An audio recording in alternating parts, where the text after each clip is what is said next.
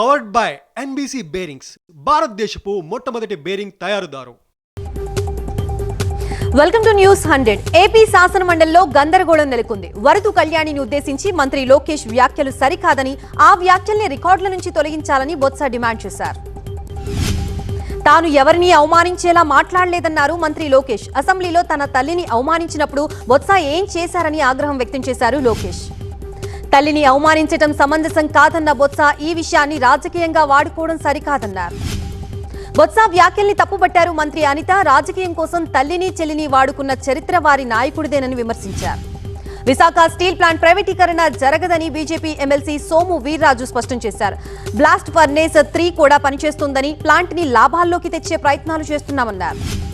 Steel plant ని కాపాడుతున్న ఘనత మోదీ, ఎన్డీఏ ప్రభుత్వానిదేనన్నారు సోము వీర్రాజు. బొత్స స్టీల్ ప్లాంట్ పై ప్రధానిని అభినందిస్తున్నారో లేదో చెప్పాలన్నారు. ఫీజు రీఎంబర్స్మెంట్ పై శాసన మండలిలో హీట్ పెరిగింది. వైసీపీ ఇచ్చిన వాయిదా తీర్మానం తిరస్కరించారు మండలి చైర్మన్.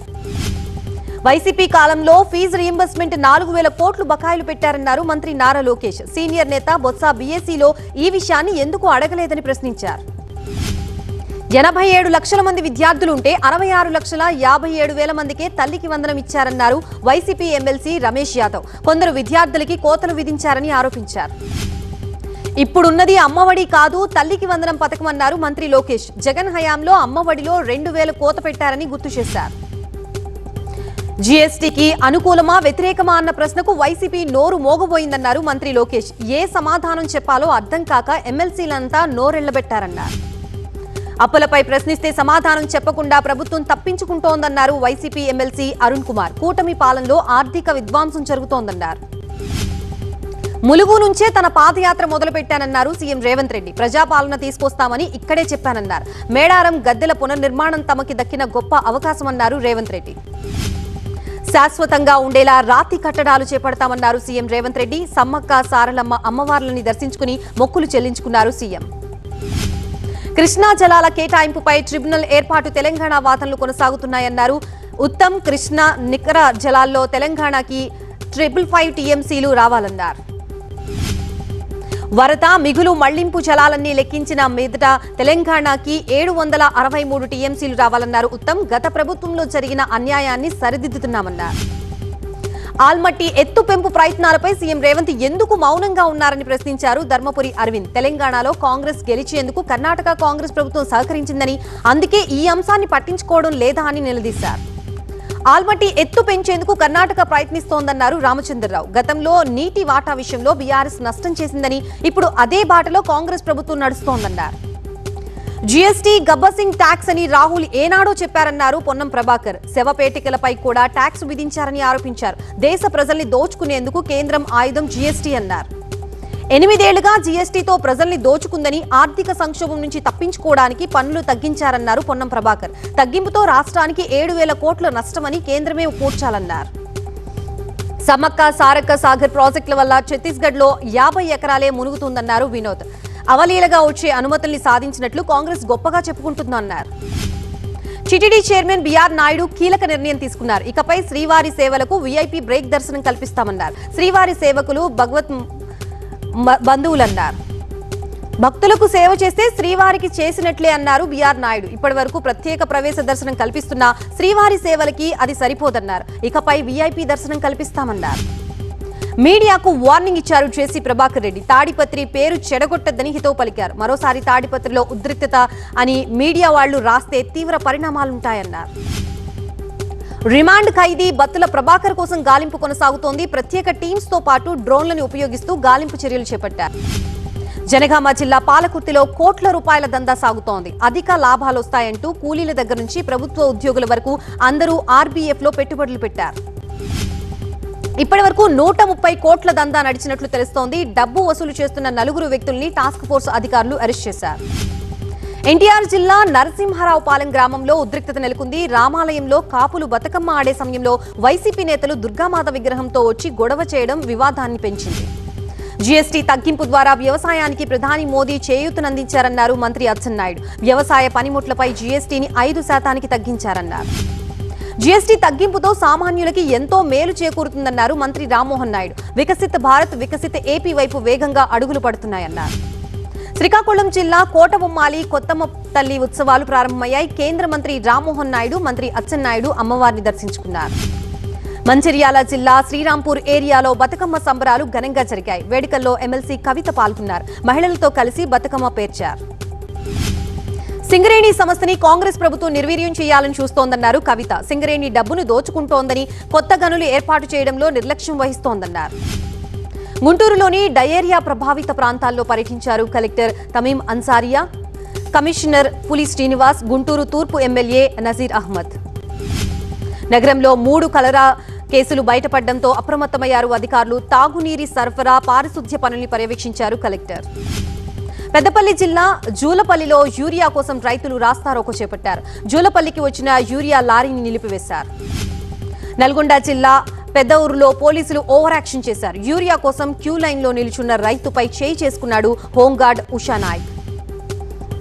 నిర్మల్ జిల్లా కడెం మండల రైతులు ప్రధాన రహదారిపై యూరియా కోసం ధర్నా చేపట్టారు. ఆ తర్వాత పిఎస్సిఎస్ కార్యాలయానికి చేరుకుని యూరియా కోసం ఎదురుచూశారు.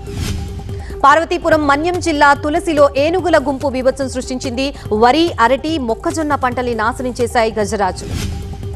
మహబూబాబాద్ జిల్లా ఆసుపత్రి సూపరింటెండెంట్ పై దుర్భాషలాడిన వ్యక్తులపై చర్యలు తీసుకోవాలంటూ డాక్టర్లు ఆందోళనకు దిగారు.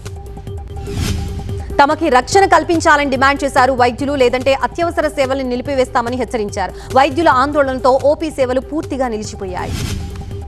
2 రోజులుగా వర్షపు నీటిలో ఉన్నారు హయత్ నగర్ బంజారా కాలనీ ప్రజలు. ఎగువ ప్రాంతాల నుంచి వస్తున్న వరదతో కాలనీ నీట మునిగింది.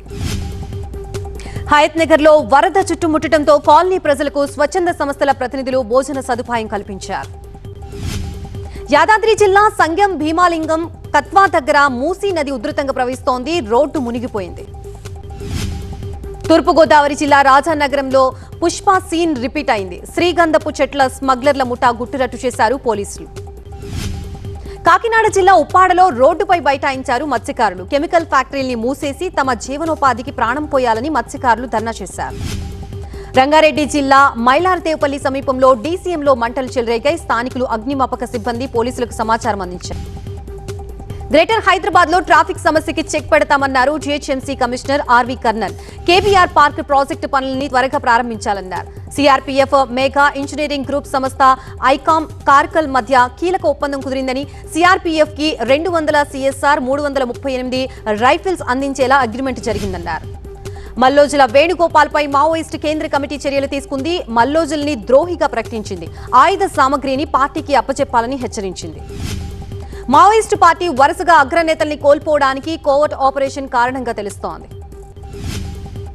5 మావోయిస్టులని పోలీసులు చేర్పించారు నంబాల కేశవరావు. ఆ సంగతి తెలిసి వారితోనే నంబాలని పోలీసులు అంతమొందించారంటున్నారు. ఢిల్లీలో నేషనల్ ఫిలిం అవార్డుల ప్రదానం జరుగుతోంది. ప్రముఖ నటుడు మోహన్ లాల్ దాదాసాహెబ్ ఫాల్కే అవార్డు స్వీకరించారు. బీహార్లో యూత్ కాంగ్రెస్ చేపట్టిన ఆందోళన తీవ్ర ఉద్రిక్తతకు దారితీసింది. అదానీ సంస్థకి 1050 ఎకరాల్ని నితీష్ సర్కార్ కేటాయించడంపై నిరసన చేపట్టారు కార్యకర్తలు. యూత్ కాంగ్రెస్ కార్యకర్తలు బారికేడ్లని తొలగించడానికి ప్రయత్నించడంతో పోలీసులు అడ్డుకున్నారు. వందలాది మంది కార్యకర్తల్ని పోలీసులు అరెస్ట్ చేశారు. సమాజ్వాదీ పార్టీ సీనియర్ నేత, మాజీ ఎంపీ అజం ఖాన్ కి 23 నెలల తర్వాత జైలు నుంచి విముక్తి లభించింది. కొచ్చిలో కస్టమ్స్ అధికారులు నటుడు దుల్కర్ సల్మాన్, పృథ్వీరాజ్ సుకుమారన్ ఇంట్లో సోదాలు నిర్వహించారు. హైకోర్టులో కర్ణాటక సర్కార్కి చుక్కెదురైంది. సినిమా టికెట్ ధర 200 రూపాయలు మించకూడదన్న నిర్ణయంపై హైకోర్టు స్టే విధించింది. మధ్యప్రదేశ్లో గూడ్స్ రైలు పట్టాలు తప్పింది. కట్నీ జిల్లాలో రైల్వే స్టేషన్ సమీపంలోనే ఈ ఘటన జరిగింది. కోల్కతాలో కుండపోత వర్షాలతో జనజీవితం అస్తవ్యస్తంగా మారింది. భారీ వర్షాలతో 7 ప్రాణాలు కోల్పోయారు. కోల్కతాలో స్కూళ్లకు సెలవులు ప్రకటించారు. కరెంటు స్తంభాలు కుప్పకూలాయి. మెట్రో స్టేషన్లకు వరద ముంచెత్తింది. కోల్కతా ఎయిర్పోర్ట్ లో విమాన రాకపోకలకు అంతరాయం కలుగుతోంది. ఈదురుగాలులకి భవనాలు ధ్వంసం కాగా వృక్షాలు నేలకొరిగాయి. సీఎం మమతా బెనర్జీ అధికారిక కార్యక్రమాల్ని రద్దు చేసుకున్నారు. వరద పరిస్థితిపై సమీక్షిస్తున్నారు ముఖ్యమంత్రి. గుజరాత్ ని భారీ వర్షాలు అతలాకుతలం చేస్తున్నాయి. క్లౌడ్ బర్స్ట్ తో డాంగ్ ప్రాంతం నీట మునిగింది. వరద పోటెత్తడంతో కాప్రీ నది ఉగ్రరూపం దాల్చింది. గుజరాత్ లోని నవసారి జిల్లా తలావ్ చోరా గ్రామంలో చిరుత సంచరించింది. చిరుత దృశ్యాలు సీసీటీవీలో రికార్డయ్యాయి. 3వ ఇంటి ఆవరణలో చిరుత కనిపించడంతో ఇల్లు యజమాని దర్శన్ దేశాయి అటవీ శాఖకు సమాచారం అందించారు. జీఎస్టీ తగ్గింపు నేపథ్యంలో Amazon the great savings celebration ని ప్రారంభించింది. జీఎస్టీ భారత్ ఉత్సవ్ ని ప్రారంభిస్తున్నట్లు ప్రకటించింది.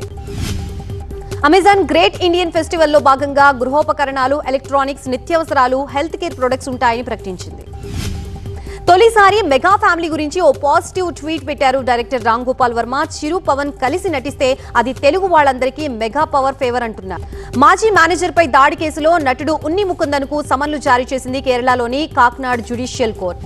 తన దర్శకత్వంలో రూపొందే సినిమాలకే నిర్మాతగా వ్యవహరిస్తున్న సందీప్ రెడ్డి వంగ త్వరలో ఓ కొత్త దర్శకుడితో సినిమాని రూపొందించేలా ఆలోచనలో ఉన్నారు. ఆర్జీవీ దగ్గర దర్శకత్వ శాఖలో పనిచేసిన వేణు డైరెక్షన్ లో సందీప్ రెడ్డి వంగ ఓ లవ్ స్టోరీని తెరకెక్కించబోతున్నారన్న టాక్ వినిపిస్తోంది.